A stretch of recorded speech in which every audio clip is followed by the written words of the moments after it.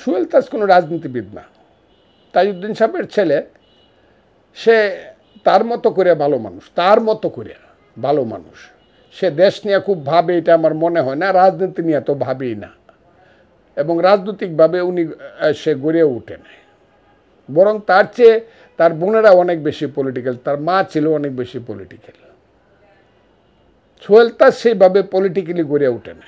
যত কথাই বলুক, তাজউদ্দিন সাহেবের ছেলে হিসাবেই থেকে যাবে, এর বাইরে আর কোথাও যাইতে পারবে না। এবং সেও তাজউদ্দিন সাহেবের ছেলে হিসাবে পলিটিক্যাল তাজউদ্দিন সাহেবের, মানে পলিটিক্যালি তাজউদ্দিন সাহেবের ছেলে এইরকম না। মানুষ জানবে তাই। তবে সে কোনো ধরনের দুষ্টামি করা, অসততা করা, মানুষের ক্ষতি করা, এটা করে না। এই চারিত্রিক বৈশিষ্ট্যের সাথে বাপের মতো পাইছে, আর তার সাহসিকতা আছে বাপের মতো। ইন্টারভিউতে যে হাসিনা সরকারকে নিয়ে যে তথ্য, চাঞ্চল্যকর তথ্য দিচ্ছে, এগুলোকে আপনি কিভাবে দেখছেন?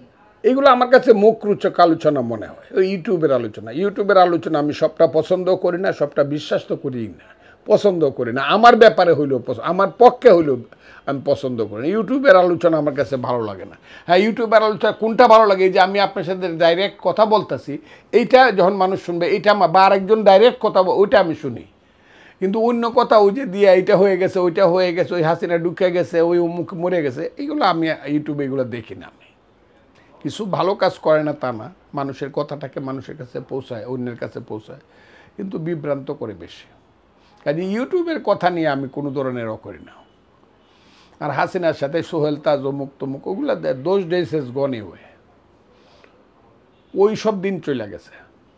সোহেলও এক জায়গা থেকে থামিয়ে দেয়, ওই তার বাপের কথা কইয়া কেন মর্যাদা পায় না, এগুলো কয়ে গিয়ে এক জায়গা থেকে আবার এই ওতে গিয়া সংসদ ভবনে গিয়ে আবার গিয়ে থামিয়ে দেয়। আমি তো সংসদ ভবনে গিয়ে থামিয়ে দেওয়ার মানুষ না, এই মানুষ আমি ওইভাবে দেখিও না। আমি তো চলতে চাই অনন্তকাল, আমি দেখতে চাই বাংলাদেশে কি হয়, হোয়ার ইজ দ্য এন্ড।